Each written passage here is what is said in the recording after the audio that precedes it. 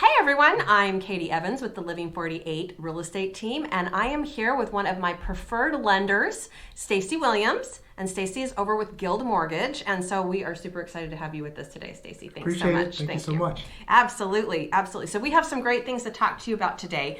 In fact, I pulled an article that Stacy posted for our whole office the other day, and I thought, oh, this is amazing stuff. We got to talk about this. So this was an article that I believe came from Forbes. Yes, Forbes. That's correct. Yeah. And if you wanted to go back and look it up yourself, you totally can. It was published January 15th of this year.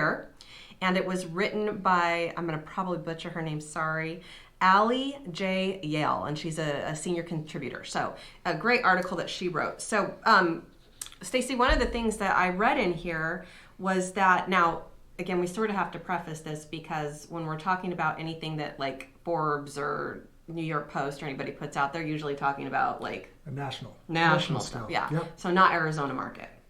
Yeah, to some extent. So some of the housing numbers won't pertain to us specifically, but mortgage rates, those are more of a national thing. So yes, those will be pertinent. Okay, beautiful. Yeah. Perfect. So one of the things I read in this article that I just thought, oh my gosh, this is amazing, people need to know this, was that we are actually like the highest point in more than a decade, and so we've had another rate drop, and like crazy stuff is happening in the mortgage world. It's insane. Yeah. Mortgage rates are at a 3-year low. We were just confirming that. So 30-year fixed rates right around 3.5%.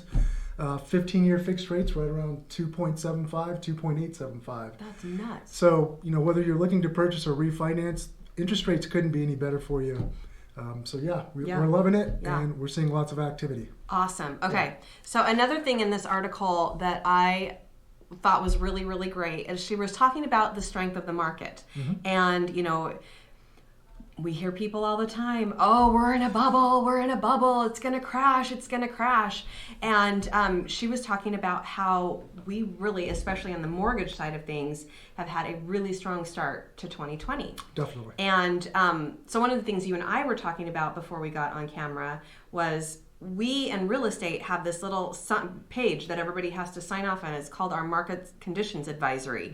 And to summarize it for you, it basically says that Katie is not a mind reader, and that the markets go up, the markets go down, my crystal ball broke, and I can't find anybody to fix it. So we make everybody sign off on that. So that's good. We're going to make that sort of transfer over to you today as well, okay? So we're not mind readers. We're not, we don't look into the future and tell you exactly what's going to happen. But the question was raised in this article, is that going to continue?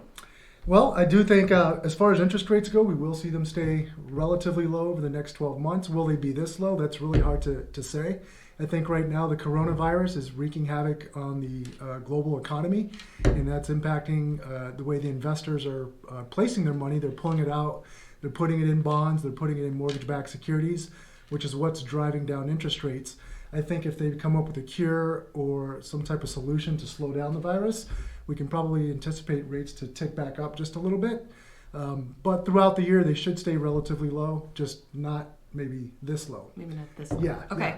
Yeah. And also to touch on the point about the market and I suppose appreciation in home values, from the lending side of the fence, we don't anticipate a crash either. And the reason why is we don't have as many of the risky loan programs that we used to have. Perfect. When we went into that, we had the Great Recession and the housing market fell apart. So none of those stated income, stated asset loans are available anymore.